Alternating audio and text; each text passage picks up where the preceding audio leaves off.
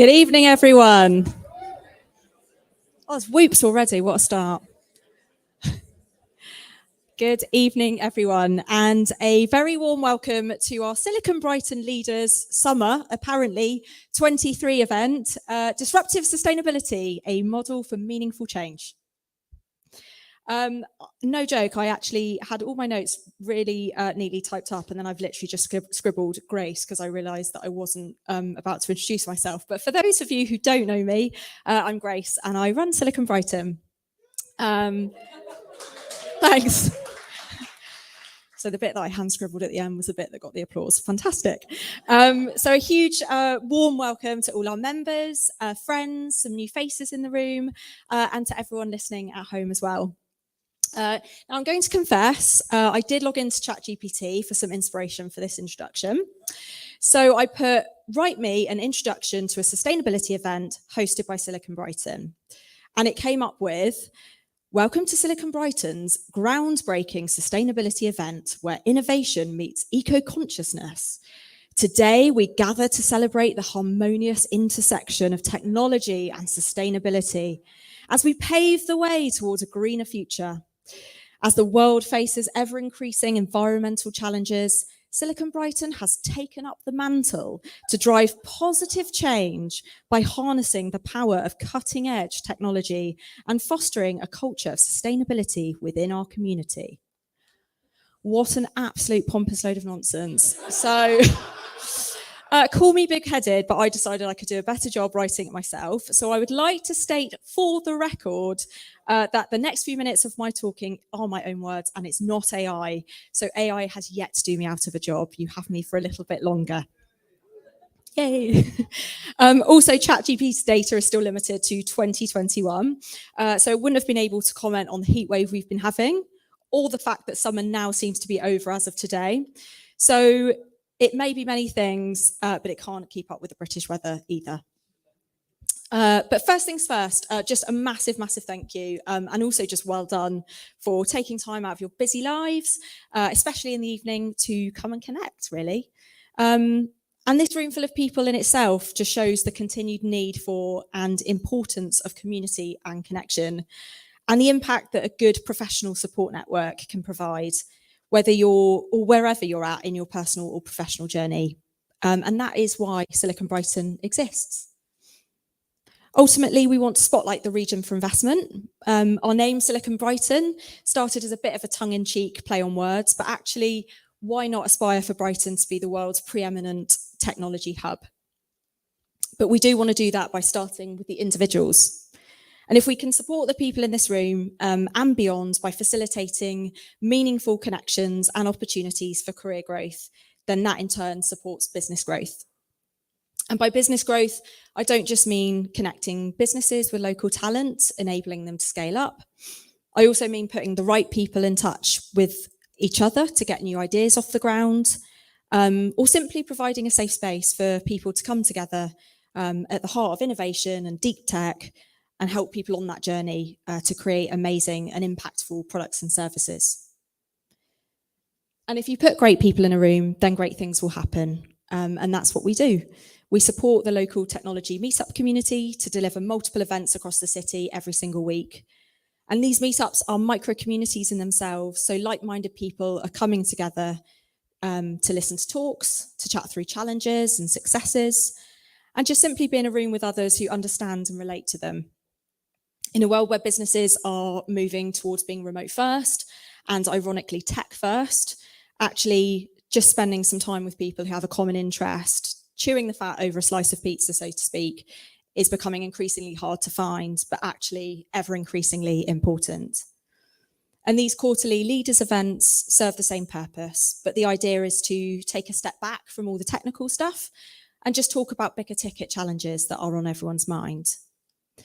But everything that we do relies on the goodwill of the meetup organisers who give them their time and their expertise for free. And without that, we just wouldn't have a meetup programme.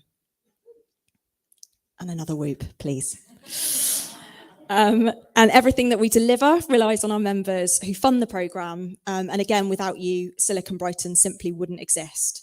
So a massive thank you again to everyone in the room who contributes in some way to all the good stuff that happens across every single event that we co-create and support. And if you want to see this amazing tech community continue to thrive, then here's a couple of reminders on how you can get involved.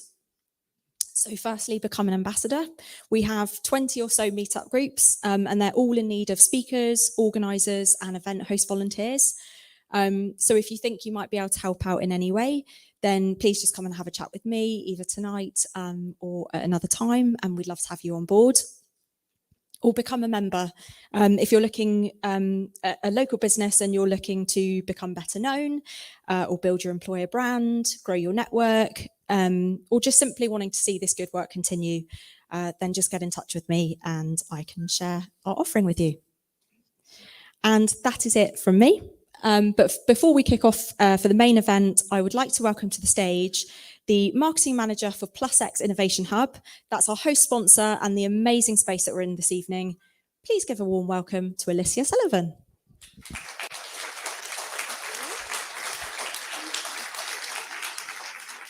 Thank you. Thank you, Grace. Thank you. Welcome, everybody.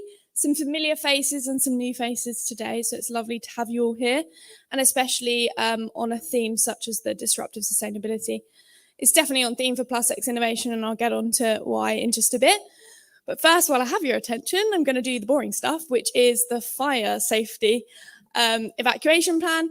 We do not have a drill plan for today, which is a huge disclaimer. So if we hear the fire alarm, it's a real fire alarm, and we will leave the building nice and calmly through the 2 exits in this room, or if you're in the cafe bar space, it's just at the end of the hallway, and we're going to walk to B&Q car park calmly and collectively, and then be told what to do after that.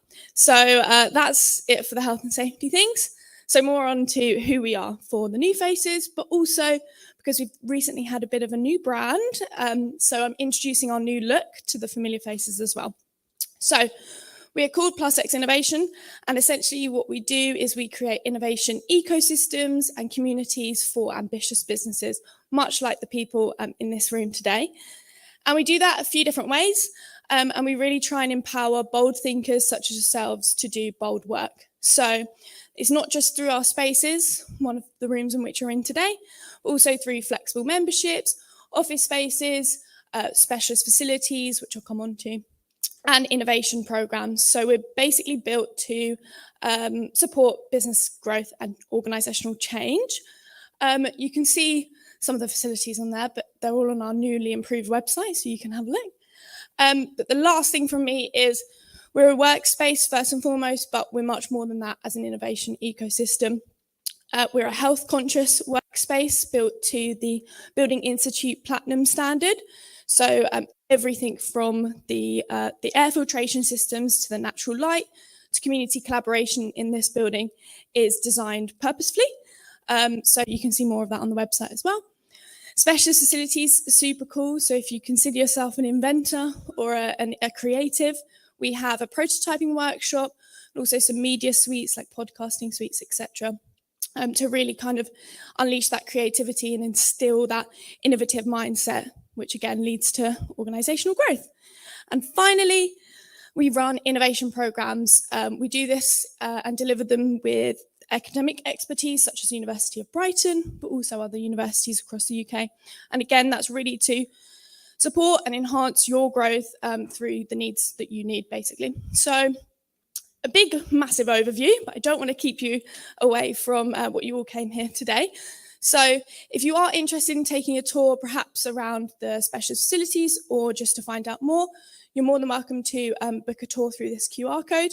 We do have a nice incentive going on at the moment for our studios and large offices, which is you get your first month free when you sign up through the QR code today. So don't want anyone to procrastinate. If you're thinking about it, today's the best day to do so.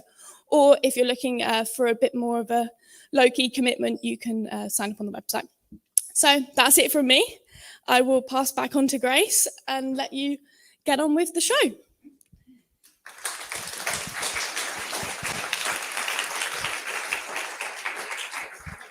Thank you so much, Alicia, and to the whole PlusX team for hosting this event this evening. They do rock. So on to the main event. For those of you who have been coming to these events for a while now, you might remember that this time last year, we hosted the Road to Net Zero. We wanted to revisit the broad sort of umbrella term of sustainability because it's not a trend or a hot topic or an initiative or a small issue that's going to go away if we talk about it once a year and brush it under the carpet while we go on with our everyday lives. So here to set the scene is Managing Director of award-winning and B Corp certified digital growth agency PropellerNet. He's the founder of Low Carbon Leaders, which is a network that was created to inspire and support business leaders taking radical climate action beyond net zero emissions. That is right, it's on your LinkedIn profile. And he also co-hosts People Planet Pint, which is a meetup that we also co-host, which is Brighton's biggest sustainability social group that I know of. He's a man of many hats. Tonight he is wearing his MC one. Please welcome to the stage, Sam Zindel. Thanks, Grace. Thanks, Grace, and good evening, everybody. It's an absolute pleasure to be here, not least because I love talking at sustainability events because it's just a clear passion of mine. And I'm hoping by the end of the talks and panel session this evening, it may well be a passion of yours if it's not already. So I'm going to just do a quick tee up before we bring Georgia on for the main talk. So I really want us to focus now in the room about facing the future. Okay, just imagine that yesterday and every day before it has now gone. Let's think about what we can start doing tomorrow, because that's really the theme of how we're going to face the climate challenge that we're all up against. There's a term that the UN coined, which I love, which is called generation restoration, and I class myself a citizen of that group. So we are in the midst of transformative change. It's happening all around us. Some of it's quite visible, like the wind farm off the coast in our home city. Other parts of this are not visible yet, but increasingly we're going to see waves and waves of activity. And the change that we're experiencing hasn't ever been seen before. The most similar thing that happened was probably the Industrial Revolution over a century ago. And what we're moving from is the era of hydrocarbons, where we had to burn things in order to generate energy, to power our lives, to power our economy, to move us around from A to B, to create food for us to sustain ourselves. Okay, that world is disappearing now. We're moving on. All of us collectively are moving on from that era, and we're moving to a low carbon version. And what we're actually doing is we're upgrading, a long overdue upgrade of our economy and our ecology. Okay. We've created great wealth and great opportunity, and we've lifted people out of poverty, and the Industrial Revolution provided jobs and all of those amazing things. And it shouldn't be looked at in history as the worst thing that happened. However, we've now learned so much more about the unintended consequences of that era. And we have the knowledge and the solutions to switch up and do something better. Okay, this is us, Generation Restoration. Our job is to restore the natural world and to power our economy and our lives in new ways. And we're innovating our way to it. And places like this, PlusX, are part of the solution that we're providing. It's an overdue upgrade in these two areas. The problem is, and there's a big problem, that in the business community, of which most of you represent here tonight, we're very short-term thinking. I'm the MD of a company. Just like you, I'm looking at next month's numbers. I'm looking at my quarterly targets. I'm answering to some shareholders. And it's really, really hard to wean yourself off that way of thinking. But if we don't, the consequences, costs, and risk associated with that are so great that all of our businesses will struggle to exist in the long term. And so I've been doing a lot of reading about long-term thinking. There's one book called The Good Ancestor, which a good friend of mine, Marcus Hemsley, recommended to me, which is quite philosophical. I'd recommend that one. The other one is this book called Net Positive, which was co-written by Paul Polman, the ex-CEO of Unilever. And what this book professes is the idea that as a business leader, you need to start thinking about 10-year business horizons, not next year's numbers in isolation. You also need to start broadening your stakeholder group that you're assessing the value of your company against. Because if all you're doing is focusing on short-term profit and growth and shareholder value, at some stage it's gonna unstick the business. And certainly as an economy, it's a deck of cards waiting to fall down. So I really encourage businesses to look beyond this year's numbers, next year's numbers, and into 10-year numbers. Okay, I know it's an uncertain world that we're operating in, Things are very volatile, it's complex, there's a lot of ambiguity, no one's quite sure what's around the next corner. I operate in that world just the same way that everyone in this room does as well. And we've suffered a sequence of really deep, hard shocks to our business community in quite quick succession. I mean, I don't remember my dad growing up as the main breadwinner of our business having quite so many shocks in quite a short space of time. But we've lived through that. And look at us now. We're dusting ourselves off and we're making the best of what's happening. And you know that there's another shock that's going to happen at some point, right? None of us quite know what that is right now. But it's going to happen. It's inevitable. It's just the way, you know, the interconnected global world that we're operating in. It's inevitable that's going to happen. Now, I'm a mathematician and I built my career on data and insight and informing decisions based on evidence. Which is why I'm so interested in the climate debate, because I just back the scientists every day of the week, and it's hard to see why others won't do the same through vested interests that are, you know, contradicting the science. But you know, I look for certainty, and I look for things that I can actually put a flag in the further away future and say, I want my business to align with that, because that's something that's definitely going to happen. And this transition to the low carbon world is definitely going to happen. Whether we want it to, whether we agree with it or not, it's going to happen, because the risks associated with not acting are so great that all of us have a vested interest in this particular transition. And if you don't want to just trust me on this, one, I would say, fairly verified and credible source is the World Economic Forum, who every year publish a World Global Economy Risks Assessment. It's a report they produce every year. And this has been a repeating theme, and this year is no exception, that the top 6 risks for the next 10 years to the global economy are all environment related.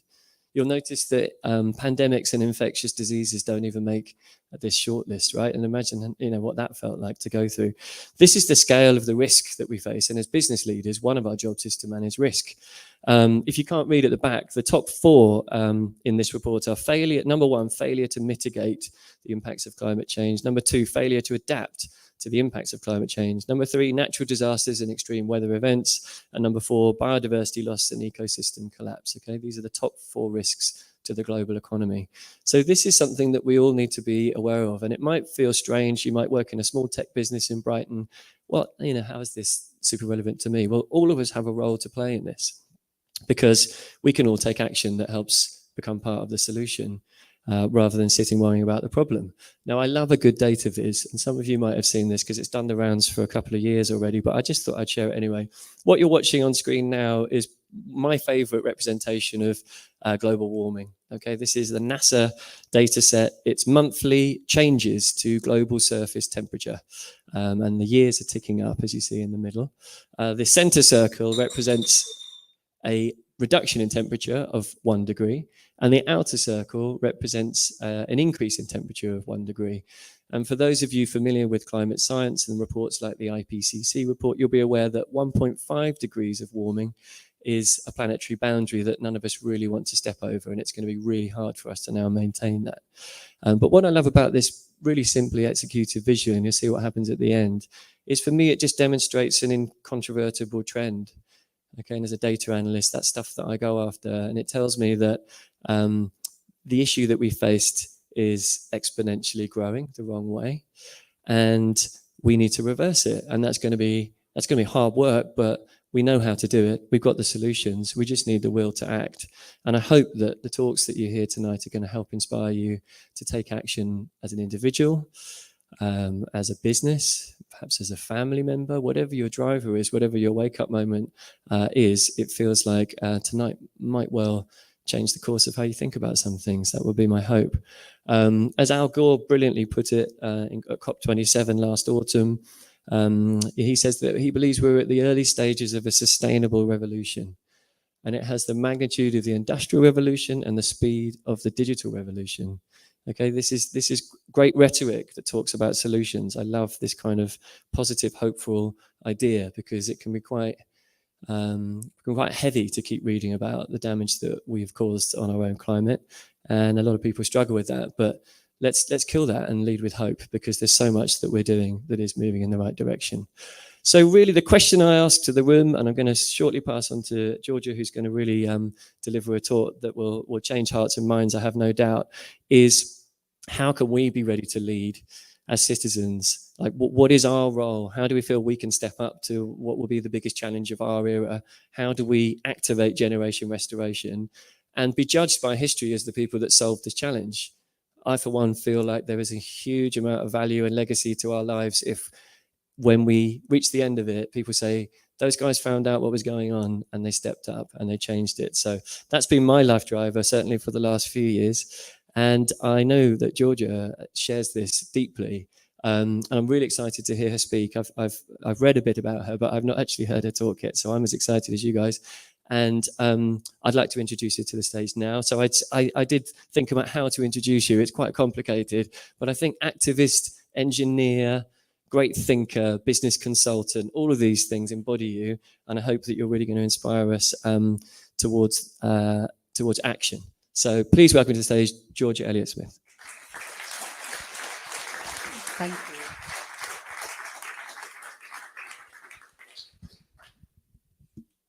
Wow, well, what an introduction. I like great thinker. I'll take that. That's fabulous.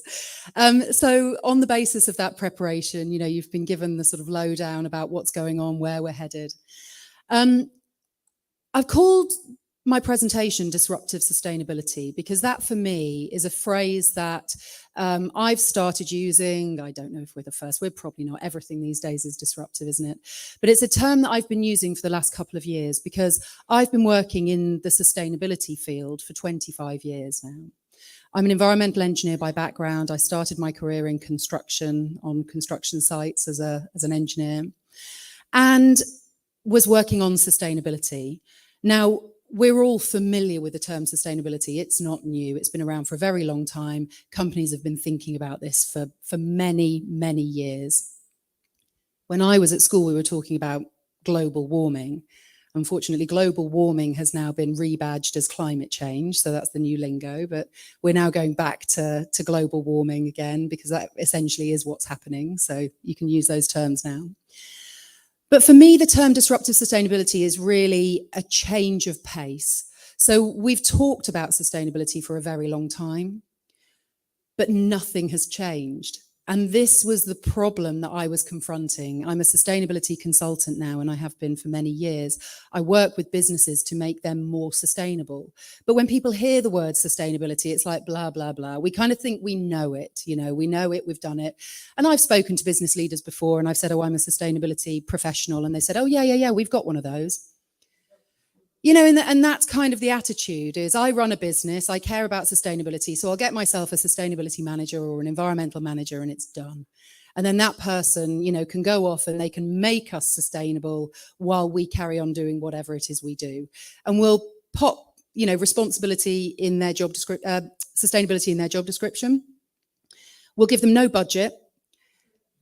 We'll give them no power. Might give them some volunteers, you know, and actually if you work for a smaller company, maybe they don't have a head of sustainability, maybe they have a sustainability committee, you know, where some employees kind of go to the boss and say, we think sustainability is really important. And the boss says, great, why don't you go and spend your lunch break coming up with some ideas? I'm not going to give you any training. And again, you're not going to get any budget and you're not going to get any power. So you go and spend your lunchtime coming up with ideas amongst all of you who are, you know, really, really spirited and really passionate and definitely want to make a change. But you've been given no training in how to address these problems. And then you come to us and we'll decide whether or not we think it's a good idea and we want to invest in it. Does this sound familiar to anybody? Yeah, I think it sounds familiar to a lot of people because this generally is where companies are when they're talking about sustainability. Essentially, it's something other than what you do for your day job. It's something separate. It's a separate project. It's a separate role. So when I talk about disruptive sustainability, it's about going right back to the fundamentals and it's about making it part of your business as usual. And it's about changing your mind about what we mean when we talk about sustainability. Because for me, when I talk about this with businesses, I'm talking genuinely about the sustainability of your business model. Because we are now in a new world. We are facing a climate crisis. And depending on what businesses you are working in, we really are talking about whether or not you can continue to function in your business model from now into the long-term future. That's what we mean by sustainability. And these issues around ending the fossil fuel era, about social justice, about activism, about whether or not people want to work for you anymore because of your position politically and things that you care about, things you invest in, the sorts of industries that you're promoting and supporting. That matters. That matters. Can you continue to operate into the future? That's what sustainability is to me.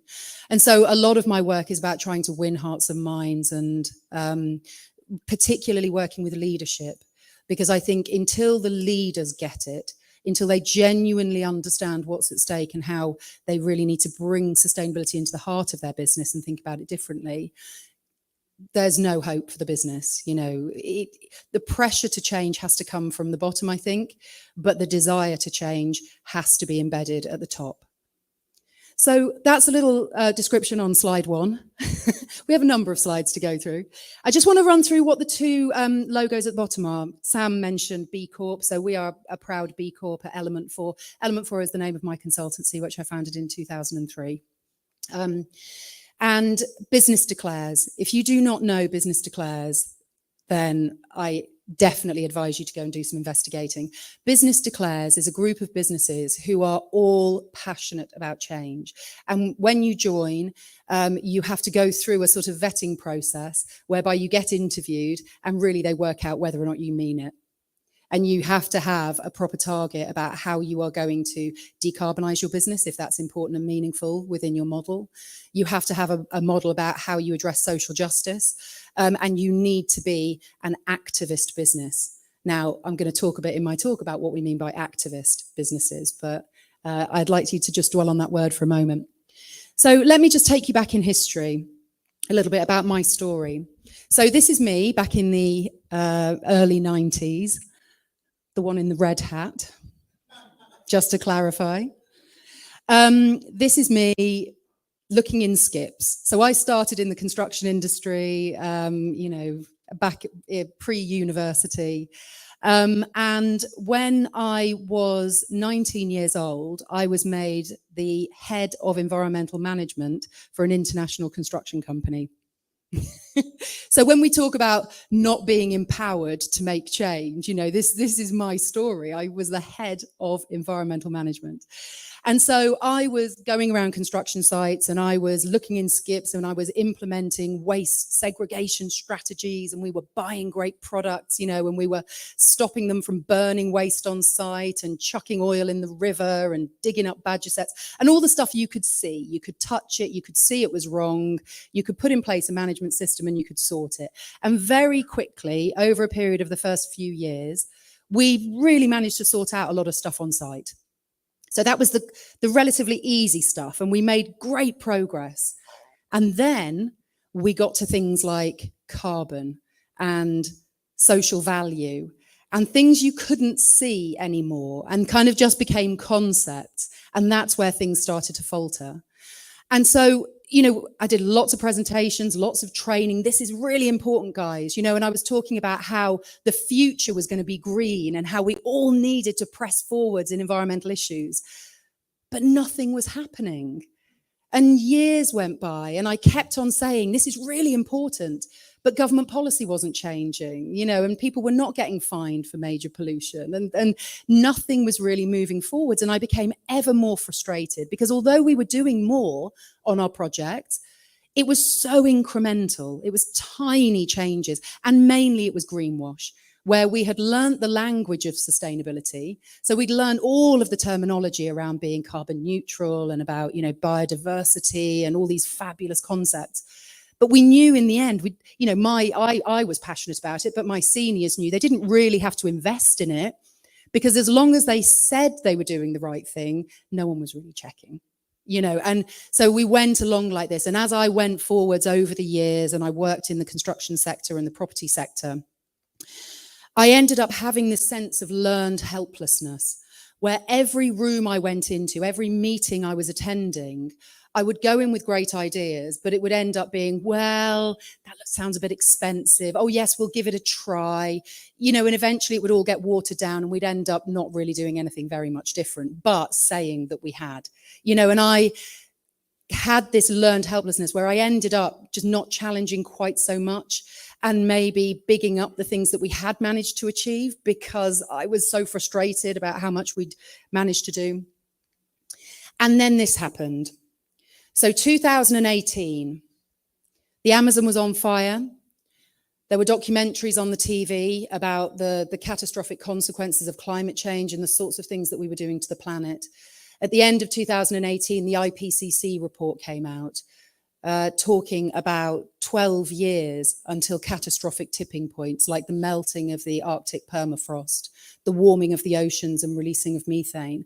And those tipping points meant that we were then going into uncharted territory, where certain events would happen that would then trigger further climate change at runaway pace, and we would no longer be in control. You know, these systems would run away with us, and we wouldn't know where they would end up.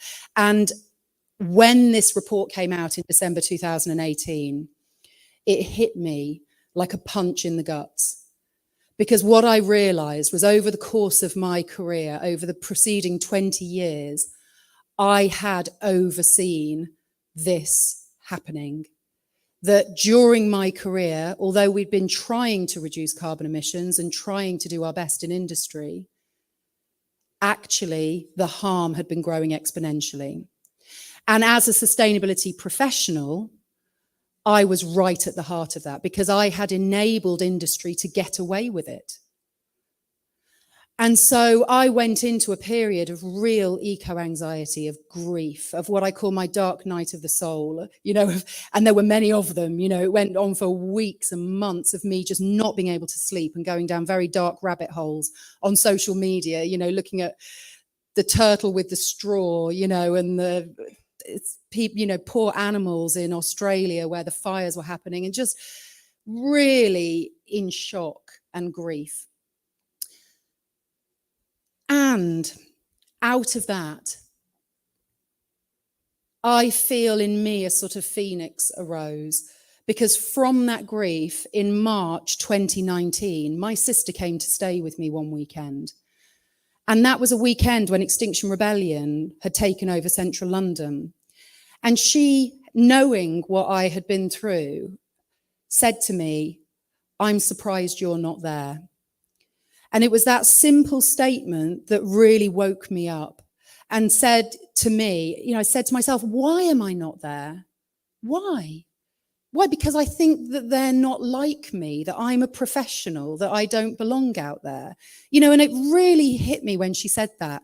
And so I packed up a little rucksack and I went into central London with my son, who at the time was 10 years old. And we went to kind of be tourists, you know, to go and have a look and see what was going on. But when we arrived, that's this first day. So the picture there on the side with my son, that's who greeted us when we came out of the tube station. This guy in the blue t-shirt came bounding over to us and said, "Hi, I'm Jamie. It's great to meet you. Have some curry. The monks have just made it and they're giving it out, vegan curry for free. Come, come, come." You know, and like, we're going to do some drumming. Come. You know, we just met the most lovely people. And from that day, I've been an activist, because I saw there humanity and compassion and beautiful people who were all suffering in the same way that I was, who were all part of a system that they didn't feel empowered within, and they didn't know how to change it, and they didn't know how to express their grief. And when I went there, I felt like I found a part of myself, and I found the ability to speak out about what was going on. And so that has completely changed my life. What you see on the other side is me speaking outside the Bank of England at a later uprising in 2022. But what I realized soon after that was that actually I could do more, that I could be more than just a person on the street waving a banner. And so I became active locally. I found out about what was going on in my local community, the Edmonton incinerator. I live only 2 miles away from this, and I had no idea that this massive facility, the UK's largest waste incinerator, was being built in the heart of Edmonton, one of the most deprived communities in the UK. And so I became an activist, and knowing what I know from industry, I audited this waste incinerator as a construction professional 10 years previously. I knew that this existed, but I just hadn't thought about it. I hadn't put the pieces together, and they were knocking it down and rebuilding it even bigger. And so I knew in my profession, I knew things that other people didn't know. I knew the science. I could really use what I knew to do more. And then it got even worse in terms of being involved, really putting skin in the game. There's nothing like feeling like a grown-up of having this letter drop through the door on this side. One day this letter came through my letterbox, and I took this picture and sent it to all of my family going, oh shit. This is because when Brexit happened, the big B word, there was a situation where lots of the UK's environmental regulations had to be rewritten. And so this provided an opportunity. I didn't know this, you may not know it either, but you don't get to challenge a law because it's terrible.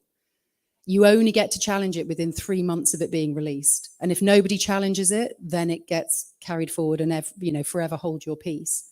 And when I found that out and I realized that they were rewriting the carbon pricing regulations and whether or not we should price carbon, I decided this was my opportunity. And given the network, the professional network that I was part of, I knew that I could find people who would back me. I could find lawyers. I could do this, and I didn't do this alone in a vacuum. Other activists had taken legal action and they inspired me, and I learned from them and I went forwards and I did this. And so I crowdfunded the money that was needed to take the government to court. And this was taking Kwasi Kwarteng, who then was the Minister for Bays, to court over failure to price carbon emissions.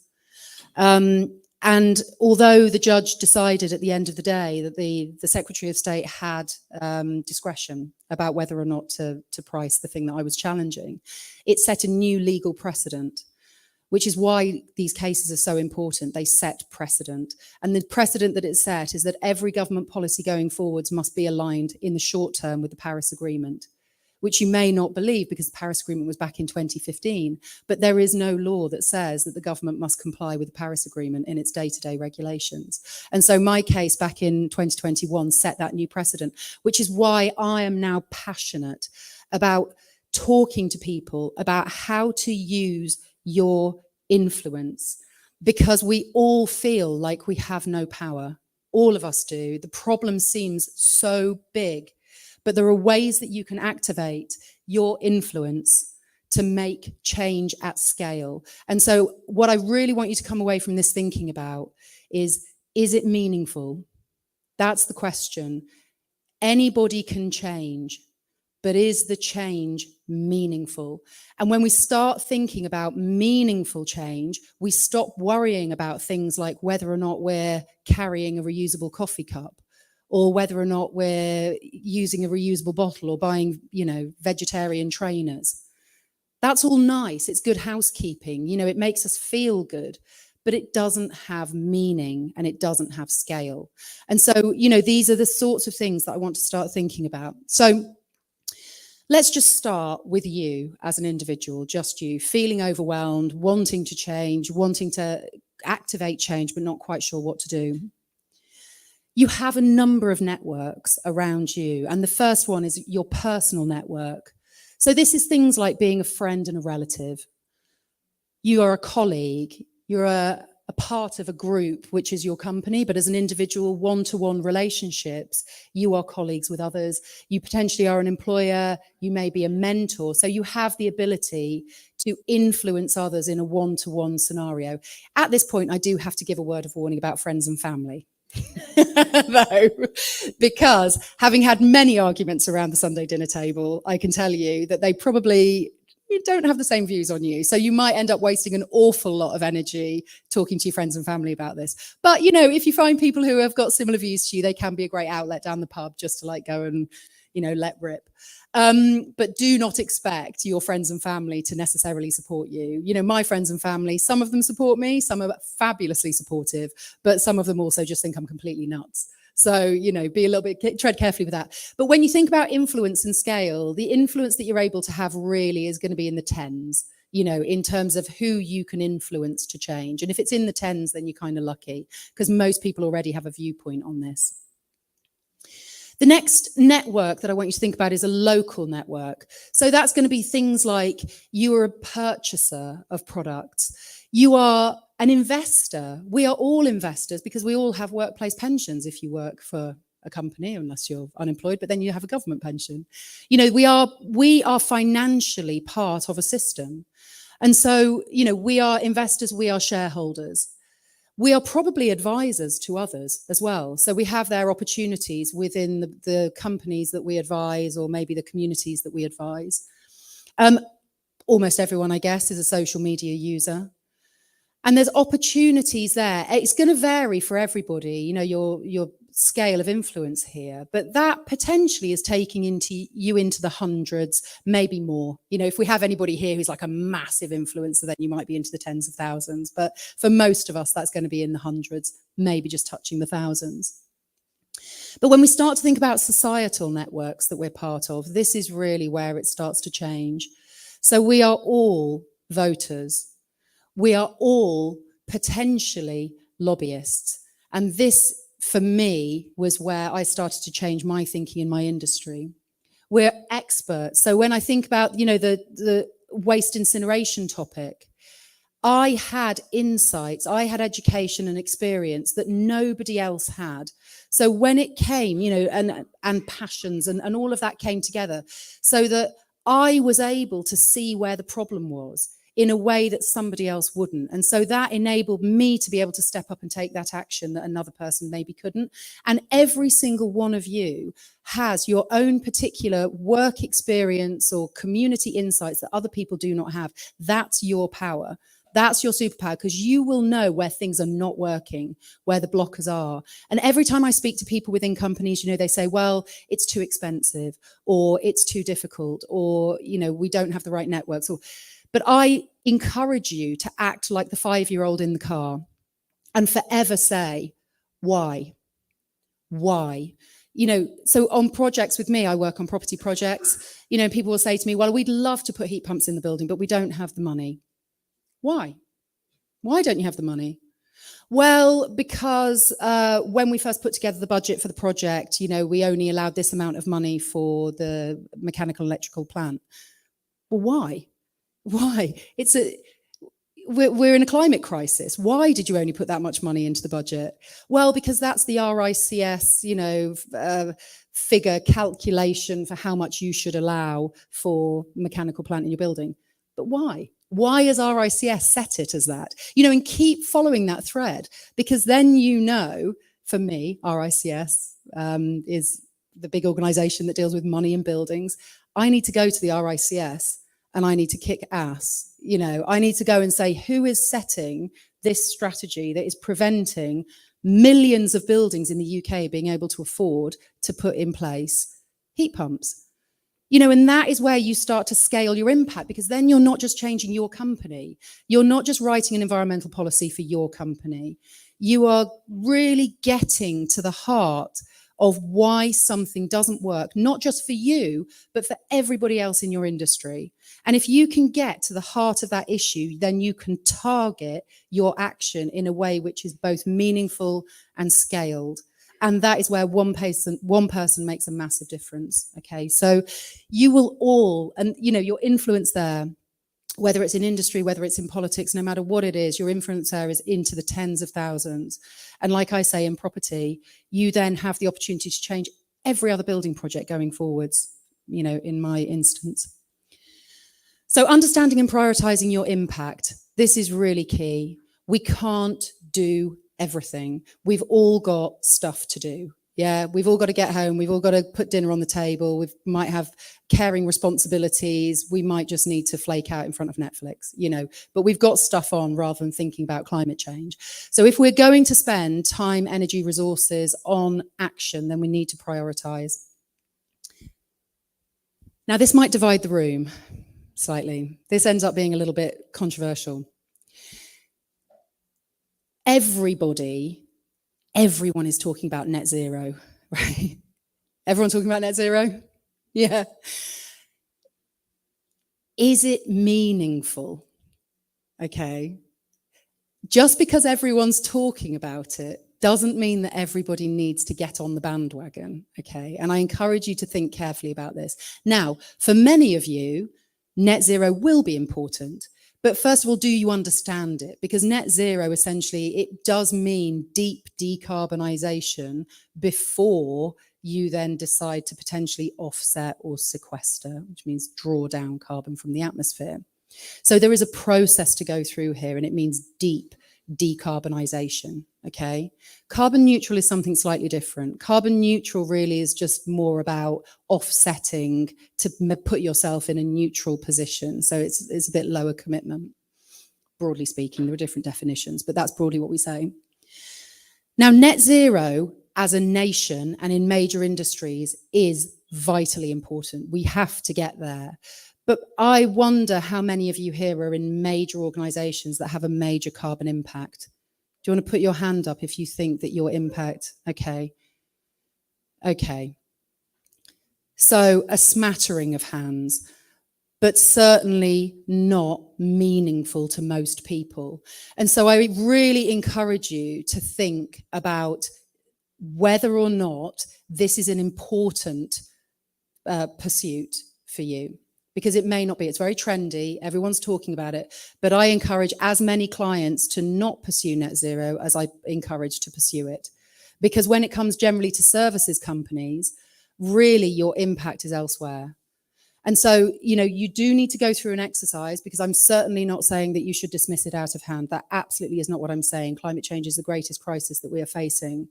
But I think that when you think about where your impact has scale and meaning, it may not necessarily be making your organisation net zero. Okay. Where we start as a consultancy is with the Sustainable Development Goals. And so we look at each of these goals. Has everyone seen these before? Is there anyone mostly nodding? Yeah, usually in talks I don't, you know, some people haven't seen it. So if I just give you like a little information, because you might be embarrassed to say you've never seen it when everyone else around you is saying they have. This is a set of the 17 goals that was devised by the United Nations with the aim of it came out in 2015 with the aim of it being achieved by 2030. So I think we can all agree that it's incredibly ambitious, given that the first one is no poverty. However, we should not be afraid of ambition. And actually, we do know that targets are most likely to be achieved when you set real ambition. You know, people really bring their A game. The reason they were set up initially was to help governments to set up policies and then report on those policies annually about how they were doing against certain indicators. But actually, they have now this ability to be used at all scales. So it doesn't just have to be at an international or national scale. You can use it on projects. You can use it for companies. I mean, you can even use it for your own household if you wish, if you're super geeky like me. But, you know, probably in terms of meaning, don't go there. But what I would say, if we go with each of these goals, it gives us a really good holistic view of what we mean when we talk about sustainability. And you will notice that only one of those is climate action. Okay, we have a lot to do. So just focusing again on the net zero message is something we're missing a trick if we just focus on that. It is super pressing, but for you, you may have more impact elsewhere. So what we do is we say, what is our role is the first thing. So again, if I take the no poverty goal, traditionally in a company, you might go, we want to tackle poverty. We think it's really bad and we think we can do something about it. So let's all make some cupcakes and bring them in on Friday and we'll all pay £1 and then we'll give all of that money to charity. Or we'll go on a fun run and we'll raise some money for a charity that alleviates poverty. That's not meaningful. What's more meaningful is to say, what is our role in this problem? What do we do and what do we contribute to as a business that perpetrates the problem of poverty in our society? So, are we involved anywhere in our business or our supply chains in 0-hour contracts? You know, it's a statistic before COVID that 11% of the population who have full-time jobs live below the poverty line. And that has increased since then. And so this is very real. There are people who earn a very good salary and very good jobs who are saddled with unmanageable debt.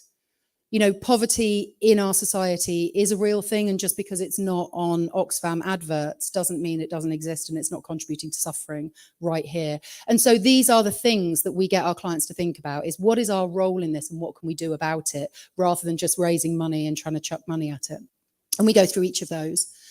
And then is the impact significant? And the way that we define significance is we look at harm, we look at scale. So how harmful is it? If this thing is happening, how much harm is it creating? Well, it might be terrible, but it might just be terrible for one person. Or is it terrible just for our workforce of 20? Or is it terrible on a societal scale? So we look at what is the depth of harm? What is the scale at which that harm is created? And then how likely is that to happen? And so we just do, I'm taking you now into the mechanics of sustainability, but basically you just say 1, 2, 3, 1, not very harmful, 2, middling, 3, pretty bad. And you can just do a paper exercise to say, right, quick and dirty, what's our priority? And you just go through this exercise and you just rinse and repeat and you keep going until you find out what your priorities are.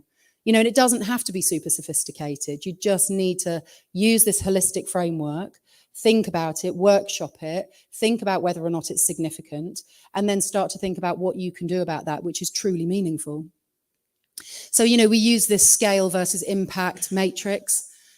I've done this for my business. So my business is Element 4. And we look at small scale positive impact, and I sort of grade these by effort. So the thing at the top is the least effort. The thing at the bottom is the most effort. Buying renewable energy, super simple. And these things, although they're small impact, they're kind of housekeeping. You should do it. So, but don't sweat it. Don't spend days and days and tons of money on it. Just sort it, get it done, right? Now, the problem with these things, so we buy renewable energy, we've divested all of our pensions away from fossil fuels and mining. We have got a B Corp certification. We work a 4-day week. So we've done all that cool stuff. Now, most companies stop there. They'll spend all of their time and effort on that stuff, and they'll go, we've got a great sustainability approach. And that is really it. That's like the low-hanging fruit. But we need to really think about impact and scale here. So, small scale negative impact. Yeah, we're a business. We live in a system that doesn't necessarily reward sustainability. Our office is air conditioned. Some of our staff drive to work, even though they're sustainability consultants. They can't afford the train travel, or it's too difficult, it takes too long, so they drive to work. Yeah, our projects aren't perfect. Sometimes we're compromised, but we try and learn from it and do better. But even there, we don't beat ourselves up about it, because actually, although it's negative and we want to change it, it's small scale. It's not really changing the world. Where we can start to have large scale impact, so we'll start with the negatives. We're a tiny consultancy. In terms of impact, nothing we do really is large scale negative, not unless we started doing things like employing 0-hour contracts over masses of employees, and regressive lobbying, so lobbying against positive change. But this is really where the large scale stuff happens. So positive impact at scale. So all of our employees are encouraged to participate in activism and protest. And we have a policy for our organisation that we would never preclude somebody from recruitment due to having a criminal record over protest. And things like that. It's quite rare that would happen, but we are a purpose-led business. And so it's really important that we talk about that. We participate in all-party parliamentary groups and Westminster forums where we get to meet politicians and civil servants, and we get to question and challenge policies that they're discussing. Now, most people don't know that this exists, but this is really, really important. Everything from, footwear design through to color palettes, through to building design and transport networks has an all-party parliamentary group. And you can just find this register online. And there's an MP that presides over it and a secretariat. And you can go to that. You can ask to be invited to it. The people who do go, the people who make this their business, are the major polluters. So they all go along, and every major corporate has got a policy lead who goes to these APPGs, and they make sure that they present their research to ministers, telling them how we cannot move away from an oil-based economy, or how we cannot invest in sustainable transport and we really need to have cars on the road, and how we cannot possibly move away from a consumer-based economy. You know, they're there. They're there with ministers, and they are telling ministers what they should be doing. And the problem that we have is all of our ministers are former teachers or lawyers or accountants or just regular people. They don't know a lot about some of this stuff. And so they rely on industry to tell them. So if you are not in the room, the question is, who is? Are you just sitting back waiting for ministers to put policies in place that benefit your industry? Because if you're not talking to them, how do you know that they will? So in my industry, in construction and property, there are all kinds of trade associations, and all of them have policy leads. So when I'm paying my subscriptions to IEMA or the Association of Project Managers or, you know, the Federation for Small Businesses, do I know what they're lobbying for? And is it what I agree with? You know, I need to make it my business, because they could potentially be petitioning for something that is anti-sustainability. So what we need is people in the room who are saying to ministers, because ultimately it's a popularity contest, right? All ministers want to know that they're doing things that will get votes. And everyone at the moment is saying to them, don't change for the better, because if you do, you'll lose our vote. We need a greater opposite force of people in the room who say, you must change. Our business demands it. We cannot invest in decarbonisation until you put it into policy. And you will get our vote if you put in place the policy that enables us to decarbonise and raise investment to do that. That's what we need, is business leaders in the room giving that message, because then that gives policymakers the confidence to go ahead with those sorts of things. Contributing to industry studies, you know, we do a lot of that. We work on a lot. We've made it our business to get stuck in on, you know, who's promoting change in our sector for the better. Right, let's form a group, let's write a study, let's look at the data, let's put forward some new standards. And again, that's scalable, because then again, you're not changing your company, you're increasing standards for everybody, and that can then hopefully become a new way of working for your sector. So, you know, everybody will have different ways of doing that, but this is the sort of thing I'm encouraging you to think about. And this is my final slide. So we're at the end. Just to remind you, you know, of everything that I'm talking about here. Change only matters if it's meaningful. So please think about how you focus your energy, your time, and your money, and make sure that you're using it for its greatest possible impact. Thank you.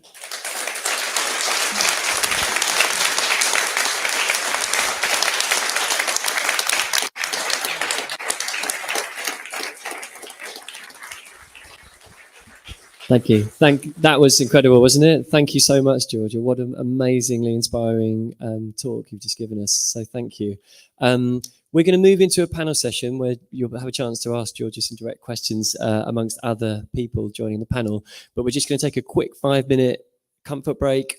Grab yourself a top up of a drink if you need it. Should we say we'll be back in seats at 8:10? So please come back for then, and then we'll crack on with the panel. All right. Thanks very much.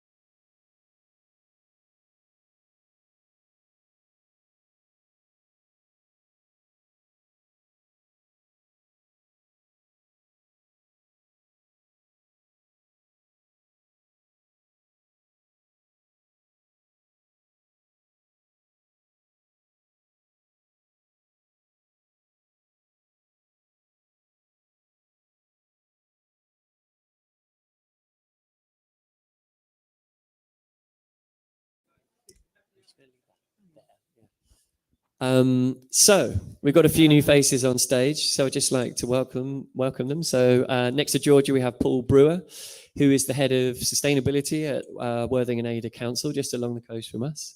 We've got Dave Carlos next to Paul, who is managing director of Just One UK, a business sustainability consultancy, so someone you might want to speak to after this session. And at the very end, we have the lovely Laura Gelder Robertson, who is a TEDx speaker and an innovation consultant, and is also working with a number of businesses across the country to help them towards net zero and beyond. And she's just rushed here from a cabinet office meeting where she was teaching them how to do better at what they need to be doing, which is quite apt given the talk we just had. So I'm going to take a seat as well. So I'm going to pose a few questions to the panel, and then we're going to open up the floor as quickly as we can, because I'm sure you guys have got some questions that you would be keen to ask too. So I'm going to start with the new faces. I'm going to come to you first, actually, Dave, if that's okay. Given you're a business consultant in sustainability, it feels really apt to ask you a very, very simple question to all the business leaders in the room. Will have an interest in the answer is, if you haven't done anything yet, what is the first thing that you often tell a business that they should start doing towards a more sustainable future? Hold on a second. The first thing they should do, I kind of prepared this a little bit differently, but I think if the first thing you should do is to actually really, before you take any big steps, think about the future. Reimagine the future of the business that you want, the community you want, the city you want, the world that you want. And I think a lot of that has to do with really listening to your stakeholders, the people who are impacted most by your business. And this is a very normal sustainability process, is to put the stakeholder view into your strategic planning. But when you start to think about future generations, as we were talking about, the environment as a stakeholder, and really trying to understand those needs, you're able to reimagine a business for that future. We are currently, I'm going to jump here, but we're currently working with a holiday company. A lot of their holiday places are on the coasts. Now we're creating an environmental sustainability strategy for them. We're looking at stakeholder views. We're getting them to cut their carbon, of course. But one of the biggest problems that they haven't really got to grips with is that, sorry, but some of those properties are just going to fall into the ocean. Now, how are you planning to stop that? What are you doing to plan if that happens? What do you do to plan how to reimagine your business in a way that, well, maybe we should be buying land internally and promoting eco holidays instead of just these beach coastal holidays. There's lots of different things that you can do as a business, but you have to first imagine that future. And I guess the second thing, and I feel like I'm repeating quite a few things though, is to really understand your reach and influence. I'm a service provider. We don't have a big environmental impact. So we're using our reach and influence to really do that. And that goes for a lot of the tech sector in the room as well. There's of course things you should do as a base minimum. Your data servers should all be on renewable energy. Your websites, if you don't know someone, I can help you with a very small company that's doing very well. Oh, another one. Thank you. But understand your reach and influence. Be prepared for the tough conversations. I feel like at least in this panel, in this room, it could be a little bit of an echo chamber where we are all very comfortable of like, yes, we want to change the world, but we need to go back to our stakeholders, to our businesses, to our family and friends, maybe not so much them, but to really push them and change hearts and minds. And I would say the last thing I would say is this is a lot of thinking before doing, but the last thing is to do it really fairly. I'll give you a big picture thing and a little picture thing. So I think people in Africa, I went there about 5 years ago. My family was living in Tanzania for quite some time. So we went to visit the village where they lived. And the people in Africa have been dealing with climate change on the front lines, literally on the front lines, think of it like a war, for so long.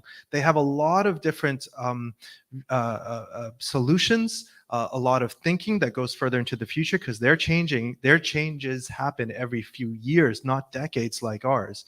And no one's bringing Africans into the conversation globally of these solutions. So do it fairly, and you start by looking at the people who's your stakeholders, who's impacted more, listen to their needs, priorities, and barriers, and put processes in place to help mitigate those barriers and to fulfill their needs. And then you, again, look further into the future. What would those needs be in a few years' time? And this is why I'm really proud with Silicon Brighton. We did a big piece thing. We set up the social justice charter, and Silicon Brighton was our first partner to promote it. It is a way to put your stakeholders' voice in the running of your company.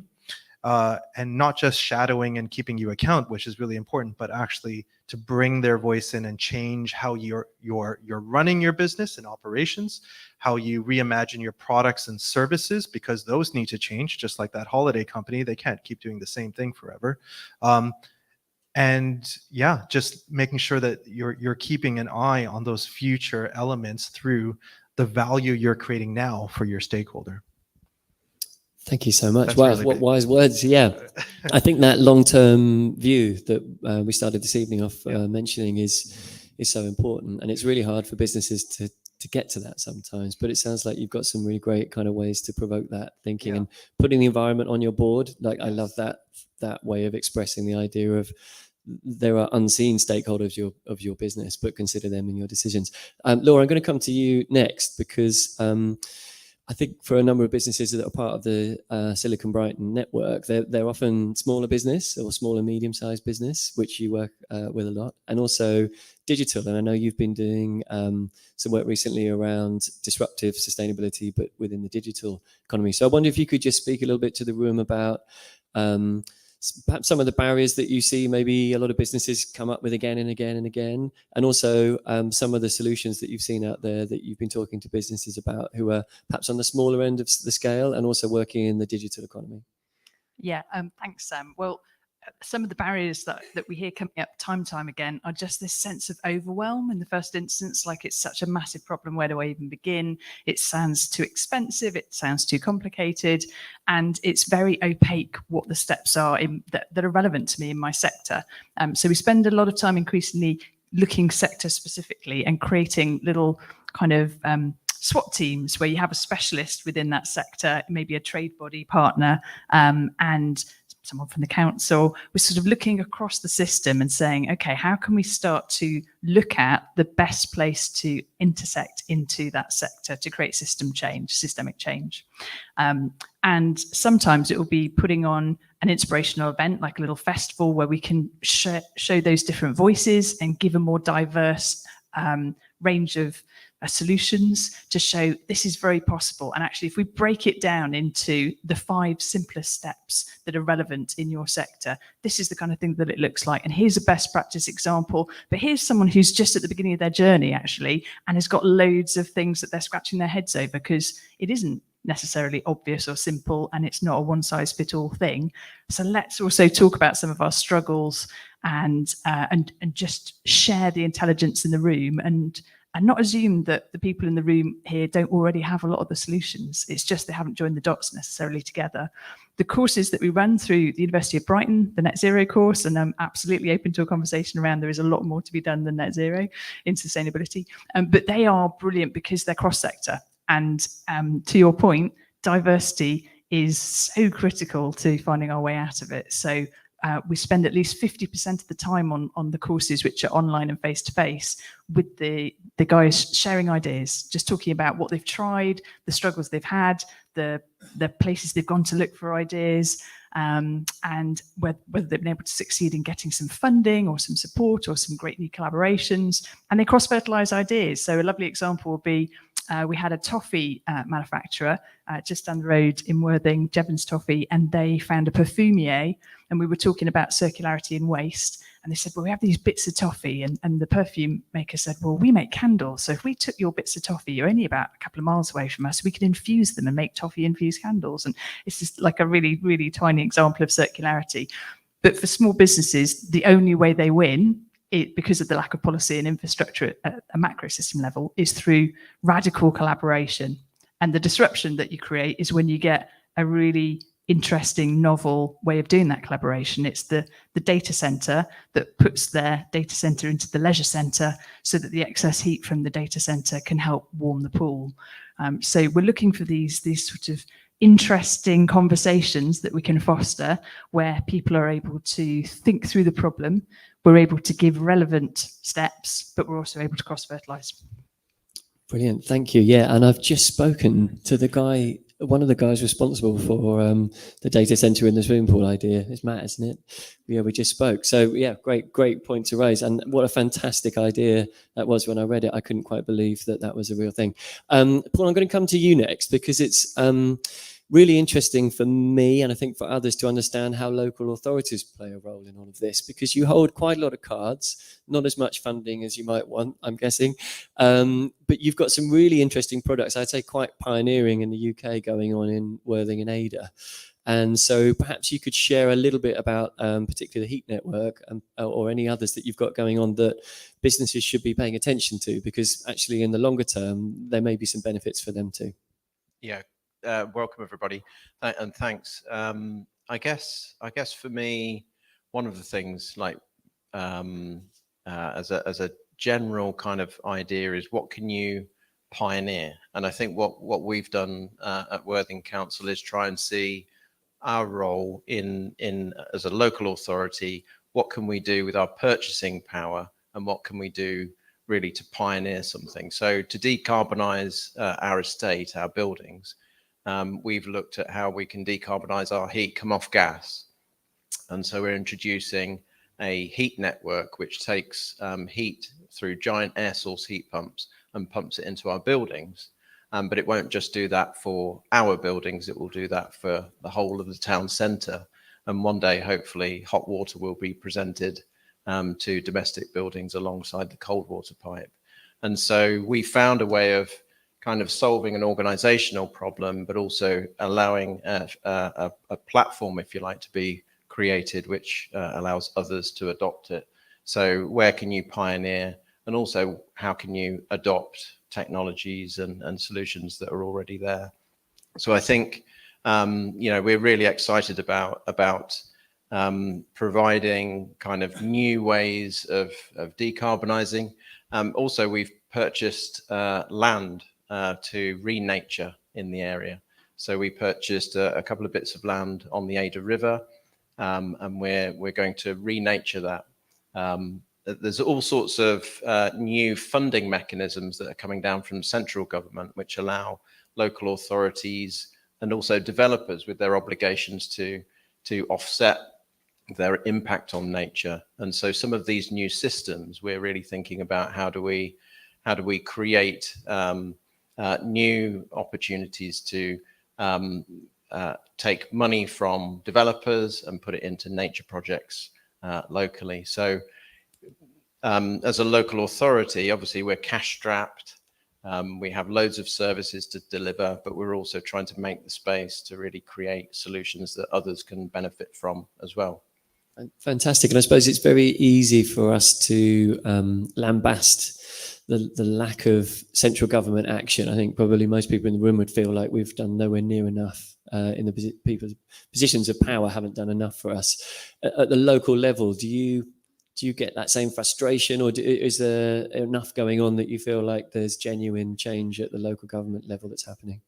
I think it's really difficult because we're really, you mentioned cards earlier, we've got fewer and fewer, but I think what matters is that passion in individual leaders and staff to really say we're strapped. We could just do what we've got the resources to do, but actually because we care about not just our organization but our places, we really need to stretch and create the space and the time to do things that are for the future.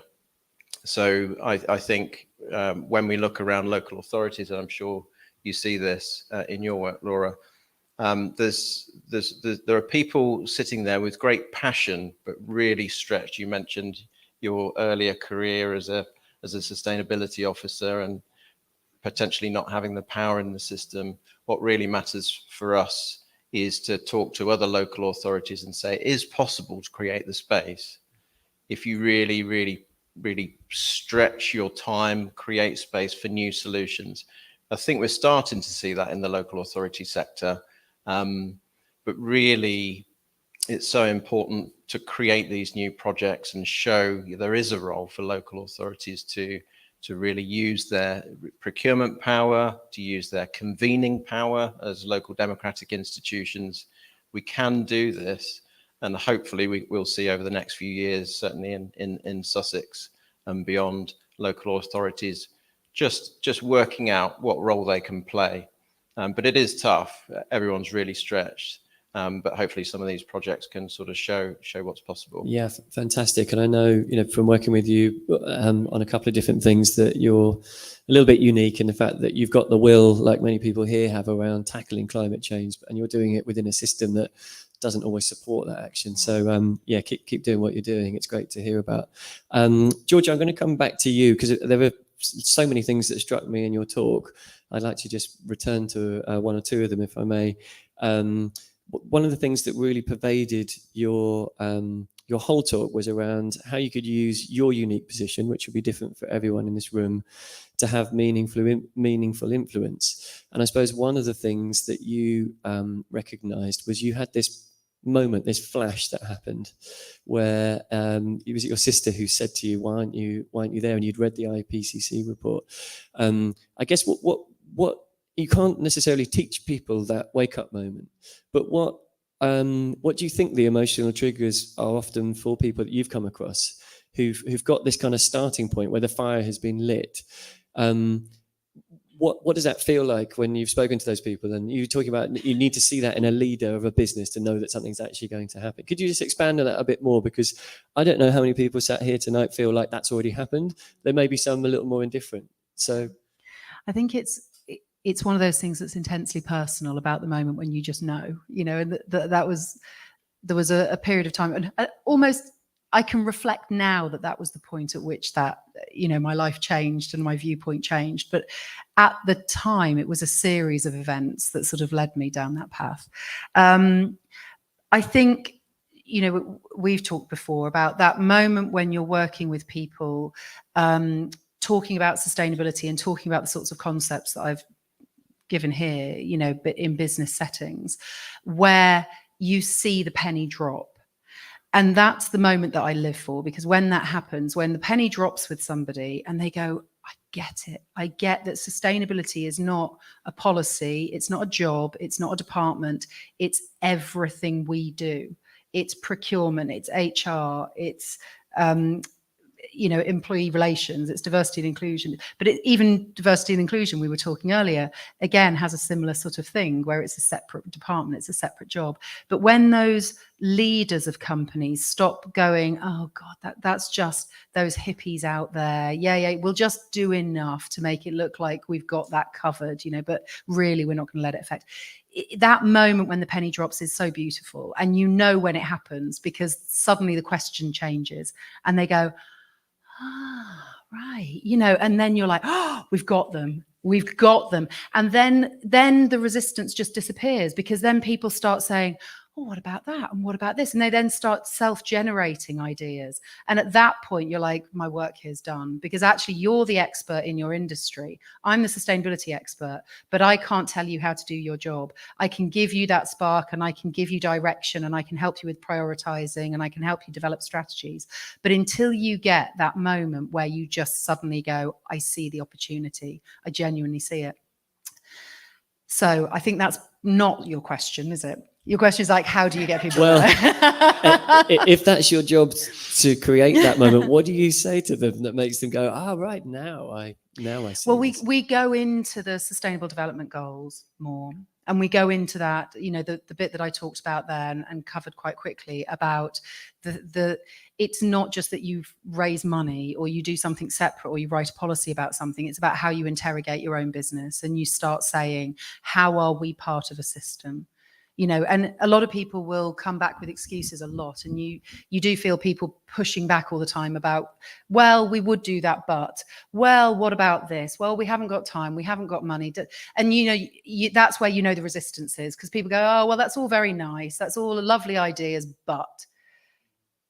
And then we go through this process of going, okay, park that. Let's just brainstorm. Let's workshop this. Let's look at what happens in your business. How is your business related to poverty? Well, it's cool. Of course it's not. We pay people brilliantly. It's like, yeah, okay, fine. Let's interrogate a bit further. What do you buy? Who do you buy it from? Do you know whether or not they use labour agencies? Have you found out whether or not those labour agencies are fully legal? Do you know if they use 0-hour contracts? Do you know? And they're like, maybe somebody knows. And I'm like, no, do you know?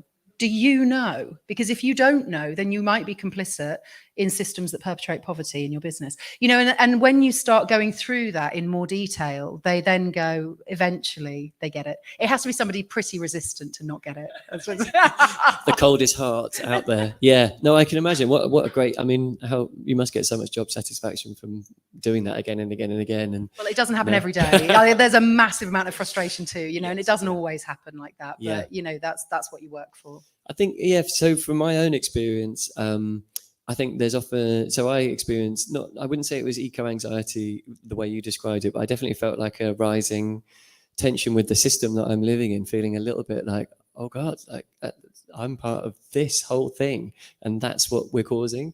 And I think people that take accountability and responsibility for themselves, I feel a little bit like when I see people dropping litter, it's kind of like, how could you do that? Like, you just pick it up and take it out. It suddenly becomes like that. Climate change is like, how could you do that? It's when you don't have to do it that way, you can do it this way instead. So, but a lot of people are just, as I was, probably 5 years ago, I was one of those people dropping climate litter. Do you know what I mean? I wasn't literally dropping litter, but to use my analogy. But then when you kind of realize it, suddenly it becomes like, so I can live my life like this. And what I love about this is it's really empowering once you get over that real hurdle of feeling really disempowered, to feel like, oh, I can be part of this solution. I can be part of the people that when history judges this generation will say, you saw this and you did something, rather than you saw this and there was always a but, we can't because. And that's quite an empowering thing when it does happen. It doesn't mean you don't feel bad on a daily basis about lots of stuff that you just have to do because there's no solutions. Anyway, I digress. I want to open up actually to the floor because I'm conscious of time, and I don't want to cut out all the amazing people that are here in terms of Q&A. So if anyone has a question that they'd like to pose, one of the panel, someone in the front row here. Thank you. Yeah. Hello. So just off the back of what you were talking about there, there is a position of privilege to be even having this conversation. And I'm kind of so my wife is a teacher at a school in this area, which is probably in one of the most deprived areas in East Sussex. And she's a science teacher, and the level of engagement with her kids and their families is very low. I think around all of this stuff, what can we do? I guess about that. Any takers for that one? I don't mind, but I'll go first. I think we have something of a problem of, you know, I don't think we need to necessarily expect that the people who suffer most from injustice are the ones who should be solving it, first of all. You know, people have a tough enough time just surviving and getting by. And actually, the effects of climate change, the effects of so many of the injustices that we have in our society fall hardest on those people who are least able to deal with it, you know. And I think, so it is up to us to address the systems that cause that inequality and those problems. And I think, you know, really where I'm talking about meaning and impact is impact at scale. And I think trying to place an extra burden on people who are already struggling to get them to get it and to get them to change their behavior. It's like you were talking about Africa. These are the people who are suffering. Like, we don't need them to change. We need to change the systems that create the suffering in the first place. So that's what I would say, is actually leave them to it. You know, it's us with privilege and money and parts of the system we need to change, not them, is my first thought. I couldn't agree more. So we did a project. I actually live in Cheltenham in Gloucestershire, which is about 140 miles away. We did a project last year with Kate Rayworth's lab, which was across 14 different cities in the UK. And we sort of pitched to bring the principles of her donut economics alternative worldview to life. And one of the things that we did was we looked at all the citizens and all the projects that were going on, and we mapped about 80 organisations, largely voluntary, who were filling in all the cracks for like the injustice within our town. But we were looking at who are the most vulnerable communities and how can we serve them, how can we empower them, how can we make sure no one is falling through the centre from a social injustice point of view, and how can we really engage or connect people to climate justice on the outer ring of the donut. And we did lots of different outreaches into schools, but my favourite one was our festival at the town hall, which is, we have lots of really cool festivals in Cheltenham, but the one at the town hall, the Children's Festival, is the only free festival, which means that the most underprivileged communities can rock up. And for the kids, we created a whole series of ways of connecting them with nature. But my personal favourite was the internal forest. So we have a guy who's a digital artist, and they had a tree, like an apple tree, and he ran it through a little I don't know what to call it, a MIDI kind of mixer, and managed to create the vibration of the tree, like the breathing of the plant next to them, and put it into a bass pack, which was a technology used for deaf people at raves, so that it vibrated. So if you imagine the whole back of your chair was like vibrating, like the lungs of the planet, like the lungs of the plant next to you. So we said to the kids, which plant do you think will have like the biggest vibration? They were like, the big one, the big tree. We had like a yucca plant and a little basil plant and an apple tree. And it wasn't actually, it was to do with the health of the plant and the, I don't know, the bioelectrical amazingness of the plant. But the kids could literally sit there going, oh my God, like nature, it's alive. And it's like this revelation. And the parents are like, what do you mean? It's like, that's weird, let's try it. And so, the big kids were also getting really excited about it. And we had a huge mural on the floor, and a lot of the Ukrainian community had just landed, and we got them to draw the future. So to your project, what would you do? What do you think the future needs to have in it, kids? How would you solve, looking after the planet? No problem at all. They got it all nailed. They got edible packaging for their school lunch boxes. They'd thought about the oceans and not putting plastic waste. They were fantastic. Lots of peace and justice and amazingness. And so I suppose if I think about the school outreach that we do, we also always try and connect the kids into opportunities to connect with nature, especially if we don't think they naturally get it. So we might have run competitions where they can go and we take them out into places and connect up those projects. To your point for your wife, I am absolutely passionate and interested about the education sector. When I get my eco-anxiety about my generation not doing enough, I think, right, I'm going to go for your kids. I go in and I talk to the 10-year-olds and I go, so kid, we do these exercises around, let's do a human carbon line of 0 to a ton. Okay, let's get 10 activities we all do. Where do you think they sit? Higher or lower, kids? And they all run around with flying at one end and cheeseburgers. Who'd have thought it, guys? And and then they go home and then they have to do their carbon footprint and ask their lovely family how to reduce it in some meaningful way, and come back and create a big mural together of how they're going to create positive change. So I think part of it is certainly for children, giving them access to an awareness of local projects that they can intersect into, so that they can translate it into something they can own. Another part is connection to nature, but I'm working with the Brighton and Hove amazing education team, which is like a collection of about 150 schools, looking at how we can support the whole system, from the the business managers, the poor science teachers that get sort of hospital past the job of educating everyone and managing the carbon footprinting on top of the day job, to say, let's not pretend one person is going to solve the system. Let's make this a job for everyone. And how do they become the facilitator, not the person who gets left with it all to do? So there is something going on in education. It's not there yet, but if they're interested and there's any way we can intersect, we absolutely see, like healthcare, education, everyone has to engage with schools, and most people have to go to the doctors at some point. So great conversations to start. If I may, just a tiny tip, the Aquifer Partnership are a brilliant organisation locally, and there's going to be a really amazing project coming in the future in Wild Park. So to your point, you know, connecting local schools to that project and making the most of that opportunity would be amazing. Can I do a quickie? Thank you. Not an actual quickie. There was a business that I used to work in Soho, and there was a business that a property developer that managed a lot of the property within Soho. So the center of London, one of the most richest places, and they chose a school within Soho to sponsor and to do all this charitable work and to get them educated on social and environmental issues.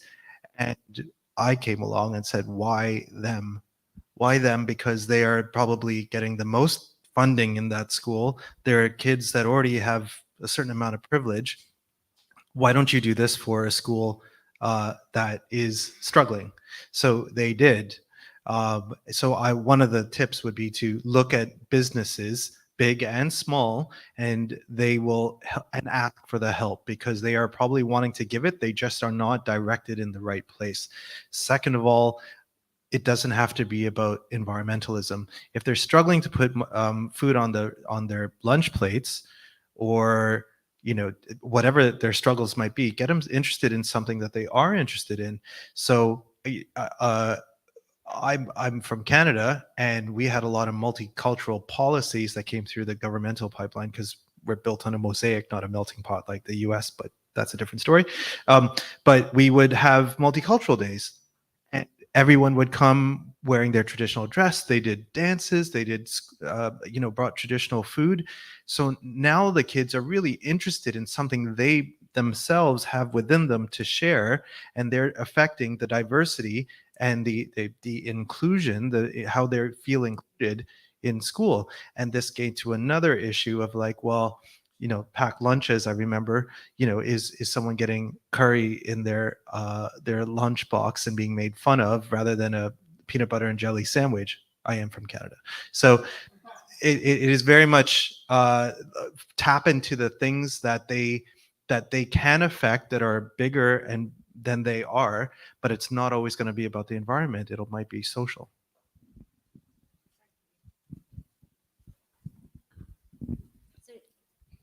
I think that's a really interesting example you've brought up, because I'm slightly wondering if actually the deprived school, maybe the individuals there have a lower carbon footprint per head than your big rich school in the same city, which might have a high carbon footprint per person. So if you paired up the two schools, you could put together a scenario. Well, hey guys, you in the deprived school, you are the winners here.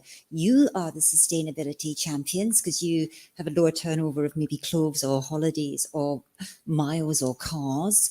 And what can you teach perhaps the richer kids' school? And you could maybe do a kind of reverse education sustainability thing between the two. And I think that so turning them into the winners in this debate rather than the poor people who need the help. I'm just wondering if there's an idea there. I don't know.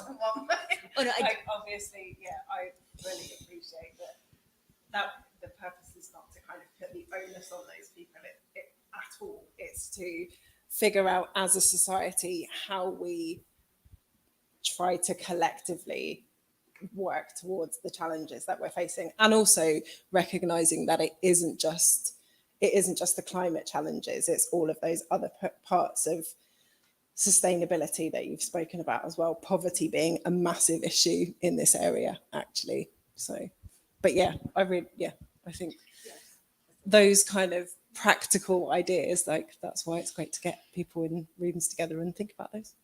Thank you.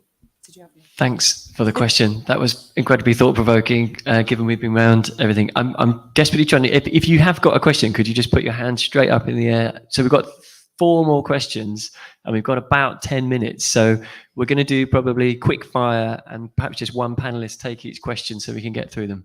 So Sarah at the back, yeah. Yeah, hi. It's a message for Paul, really. Paul, my name's Chris Dixon. I work in property in Worthing. So I have a relationship with Worthing Borough Council. It's more of an idea and an issue that I face as a landlord and as a developer. So when we did our office from scratch. We put solar panels on the roof. We clad it in polystyrene. We made an outside space for staff, whether it was raining or it was sunny, they could go out and get some fresh air. We installed a shower so they could cycle to work, they could run to work.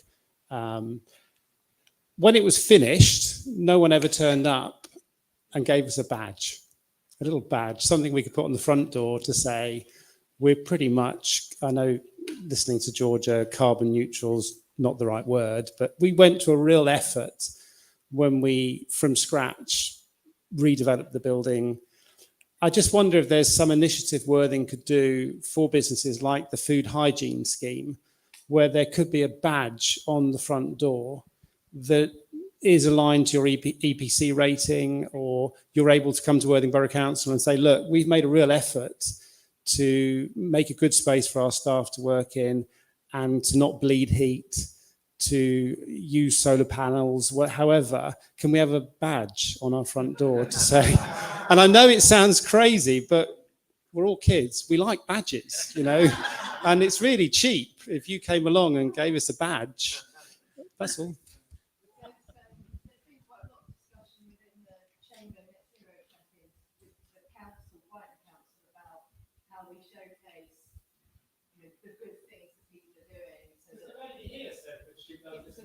Thank you, Grace. She's done amazing things with this building. Is there a badge on her front door to say we've done all of this? Yeah, there's net zero chamber group, which is worth joining if you're a member of the chamber. And there's a number of projects going on at the moment that they're working on with members, which include something at Shore Port around Circular Week, but also there's been a lot of conversation from people who've been there when the council have been there about how the council can support, you know, showcasing those businesses so that people can see people are doing good stuff, and putting those things in front of people so you can see it. Anyway, sorry, Paul. No, that's great. I think it's a really great idea, and of course those sorts of things are systems with all sorts of questions around them.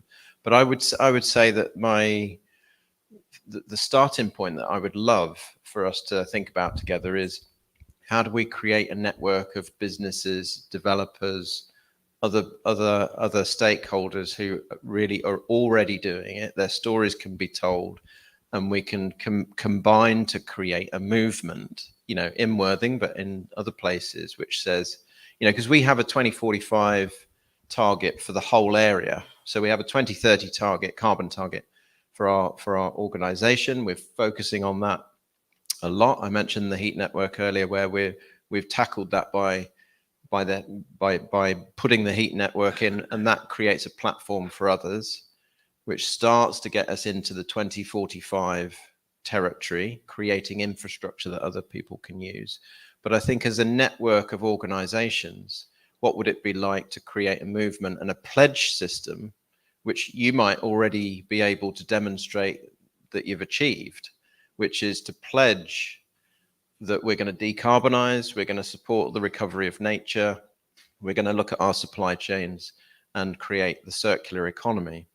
And a pledge system, I can imagine a website where businesses can sign up to say, we're part of this pledge, we're part of this movement, which is going to decarbonize our area. So maybe a sort of a slight nuance on what you're suggesting, because what I would like to do is not give you a badge necessarily, but to be able to have a relationship with you over the next 10 years, to your point, Sam, about the timescale we're talking about, to say, we're in this, we've done a lot already, and we're going to do more together. How do we radically collaborate on an ongoing basis? And you know, the lessons that you've learned in your scheme, how can we make sure that other developers in the area do the same and go further? So I think something like a movement building and a pledge system, which is like a badge with an ongoing life, I guess, of a movement. I can add a little to that, just because I work in property. There's something called the Letty Pioneers Project, scheme, which is exactly like you're saying. So the models of these exist, whereby we set up a pioneers scheme and we collect data and deep case studies that, again, about scaling impact, to say, this is how we did it, this is what we learned, this is what's a total waste of money, this is what we got a great bang for our buck on. And being in that spirit of radical collaboration, actually sharing the data, sharing the lessons, so that we can all learn from one another. Because I think in property, what we're really bad at doing is going, we've got an amazing building, yours is all rubbish, you know, and then we kind of talk at conferences about how brilliant our building is, but we don't tell other people exactly how to get there and how to avoid the same mistakes. So being a pioneer is a badge in itself, because it ticked the boxes of actually participation and developing those case studies that brings other people along with you. There's a brilliant line about the race to zero that you told me, Laura. I'm not sure where it came from originally, which is, we only win the race to zero when the last person crosses the line. It's not like a normal race. So I commend the leading companies like yours and what you're doing in property. Now have your meaningful influence, to use George's, to get all the developers around the table thinking like you're thinking, because you're obviously doing things really well. We're going to move to the next question. Have you got the mic over there? Yes, great. Yeah, okay. Thank you very much. My question is, how do you implement sustainable strategy when the livelihood of someone would be involved? So I remember when we had the Green Futures at the University of Sussex, Wild Park was talking about the fact that there were farmers, they needed to make some corridors to avoid flooding. However, these corridors would impact the livelihood of certain farmers because they need to give portions of their land. And that also comes to the conversation when you mentioned about Africa and all of that. But how do you still bring them on board without affecting their livelihood, if it's something that is so important to do as well? It feels like there's two topics underneath that question, and we're going to need to be quick about them because they're quite big. One is climate justice, and the other is unintended consequences of our action to tackle the climate crisis. Who on the panel would like to take? It sounds like a question for you, Dave. Maybe do you want to? Yeah. Sorry. I think so. This is the heart of the social justice charter. To listen before you take any action. Listen to all immediate stakeholders, the wider stakeholders, and the future stakeholders. So if an action is going to be taken to save the environment in let's say this place now, like this place is going to be flooded, are we taking into consideration the livelihoods of everyone that not just is visiting here like we are, but live here? I think this that gets to the heart of it. I'm also thinking of we're partnering with, well, I don't think I was about to say that. We are working with Fairtrade Foundation UK, and because they have a really great business model with the on the social justice level. So they have their workers and farmers sitting on the executive of the Fairtrade Foundation itself. So the lives of who they are trying to improve are actually sitting on the board, checking the actions of the people that are making those decisions. Now, that is the heart of social justice and, of course, climate justice. We cannot solve the world's problems without taking a wider view on on the lives that you affect. So net zero, absolutely great. I got a really great roadmap. We're going to change this. Where this whole building is going to be fantastically sustainable. But you got to do it in mind with the people that are going to be in it. This is just a shell of a building. This area is just an area without the people that are in it. So let's think of what their future needs are, the current and future needs are, and then take actions in line with that now and in the future, if that makes sense. Thank you. Great. We've got one more. Okay, fire away. Yeah, hi there. Interested in the panel's views of something in terms of decarbonisation that's perceived as a future problem and a future thing that we need to engage in and invest in. Sorry, someone's going to talk about money at some point. It's going to be me. engaging with, especially with big organizations and small, it's going to take time and investment and money and resources and new skills. So how do you engage with organizations? I mean, Georgia, for example, you talked about you should be doing it because it's the right thing. But in terms of when you're putting a case together and you're highlighting actually you should be doing it, and if you're investing in heat pumps, it's going to cost an uplift of X%, or you have to go to electric vehicles and actually it's going to cost 2.5% more than a diesel fleet or a petrol fleet. And I guess just one extra thing in terms of that, your view, Georgia, you touched upon it, apart from falling out of job specs. So in terms of directors of finance, how you engage with people like that who have a job responsibility to essentially do quarterly reporting, financial end of financial year reporting, and actually help them understand and instigate change? There's a lot to unpack there. There's an awful lot. I'll start with the last one, finance directors. How do you get them engaged? Well, I think one thing that I didn't really talk about tonight, which is a massive issue, which is not just focusing on the problem, but the opportunity. And actually the fact that there is, once you do pivot your business into really embracing this sort of model, there is enormous opportunity in green growth and the future green economy. And you do open up new markets, you open up new conversations with existing clients, you know, and there is opportunity there. However, your finance director still going, yeah, blah, blah, blah, whatevs. So there's a few things. I mean, the B Corp model is one about changing your articles of association. So actually you have to fundamentally embrace environmental targets and performance as well as financial. Again, that's voluntary. So you do still need your board approval to do that and to embrace that. That's one way, if you have a passionate board, that you can start to bring those targets into your performance. And then everybody within the business then gets targeted, not just on how much profit they've managed to achieve for the business, but how much, whether or not their jobs affected the environment or affected social values, in which case they may not get their bonus or they may not get the raise or whatever. In terms of the work I do with my clients, it is undeniable that we live in a system that does not reward sustainable behaviour. That's just fundamentally the problem. Because actually, if sustainable behaviour were profitable, then we'd all be doing it. There'd be no evening tonight. We wouldn't even be talking about it.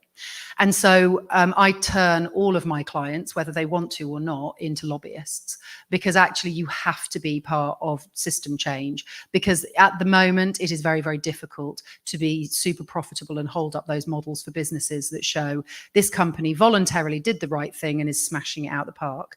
You know, it's very, very difficult to find those examples. You can, in certain bits, you can say this bit was successful, but you know, it's very difficult. So we need businesses to start lobbying for things like carbon tax.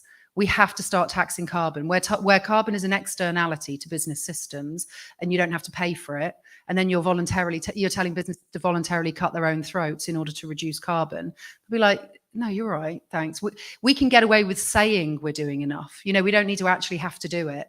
But once you translate it into financial terms and you start getting people to actually have to pay for carbon, then suddenly they don't have to care about carbon at all. They just still have to care about money. And that's a language they understand. So some of our clients have started to introduce internal carbon pricing, which is a really interesting mechanism whereby you price carbon. So property, we're doing this with property developers.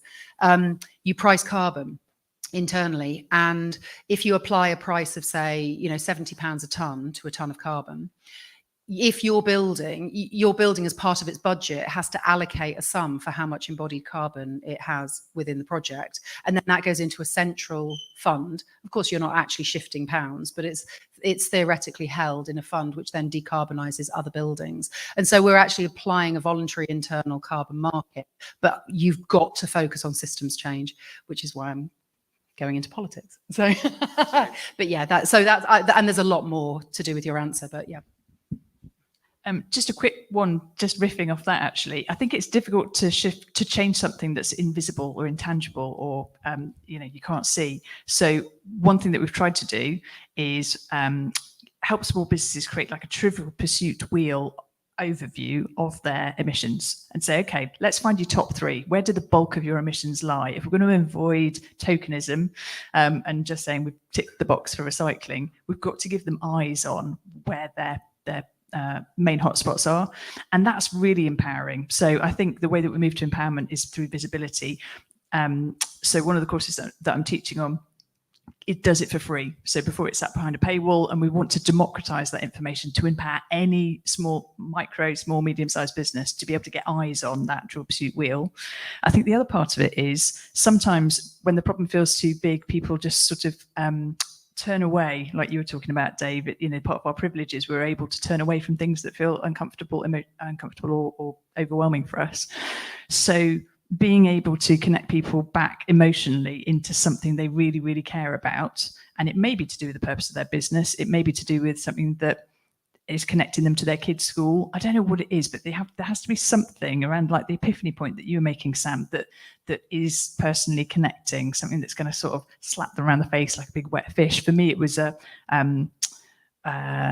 coming across a Zoom call during COVID, a bit like you, and loads of people from the Majority South there who were on the front line of climate change, just describing what they were doing. And then a slide coming up 10 minutes later, after they've told me about the hurricane disaster relief that they're doing and this, that, and the other, and sexual injustice. Anyway, this big slide came up from Professor Mark Maslin at UCL, showing very clearly that half of the problem had been created in the last 50 years. And I'm thinking, I'm 46 years old.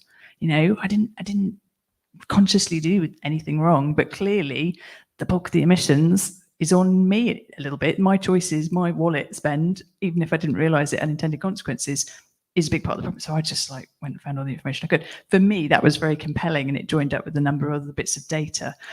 So where am I going to with that? It's something that we talk about every week, isn't it, Sam? Like, how do we engage and not disengage people? So I think sometimes it feels like a bit of a minefield, and you can do so many things wrong that is possibly too risky and therefore scary to do anything. But I sometimes say, find the thing that you cherish most. Is there some natural space that you go to relax? It's your sacred place, your fond memory, the place you take, your family to on holiday. Whatever part of the planet you cherish, protect that. For me, it's a bit of beach in Norfolk, actually, that I really love, and I know is going to be underwater by 2050. So I'm going to do everything I can. And I should just mention, because Beck and Sam are here, the Million Tree Pledge. I also like to do experiments that challenge people to think much bigger.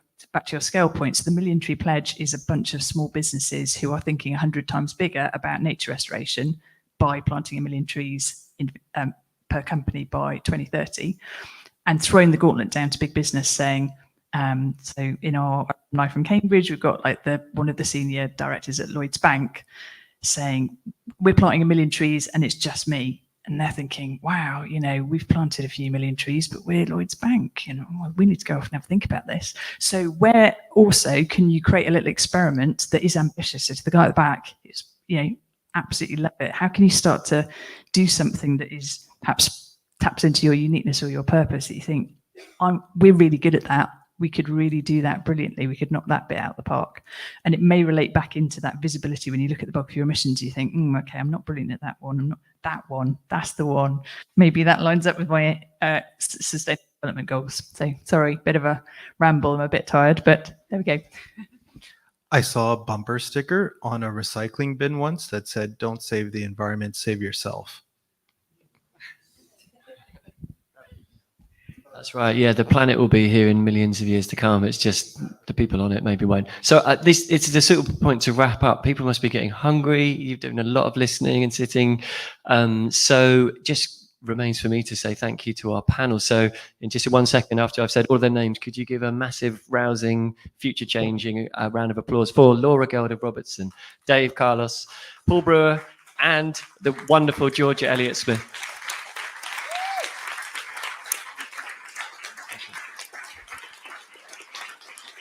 And I'm just going to do a quick shout out for Silicon Brighton for hosting alongside Plus X, and also to say that on this day last year, we did a sustainability event, and I was here for that too. Are we going to do it next year again?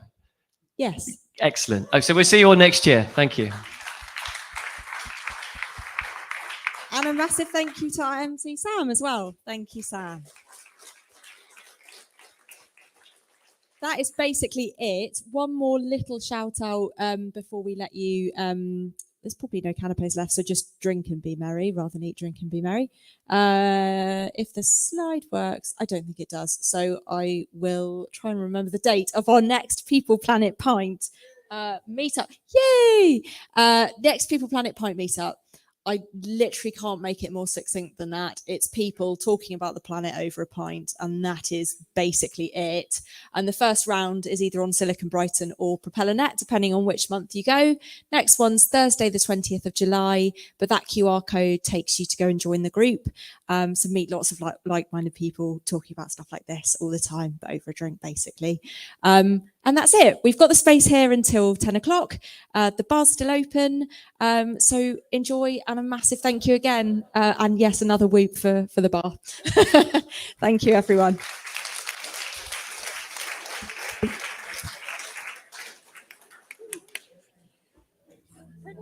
Went on slightly, but it was good. No, that's good. Yeah.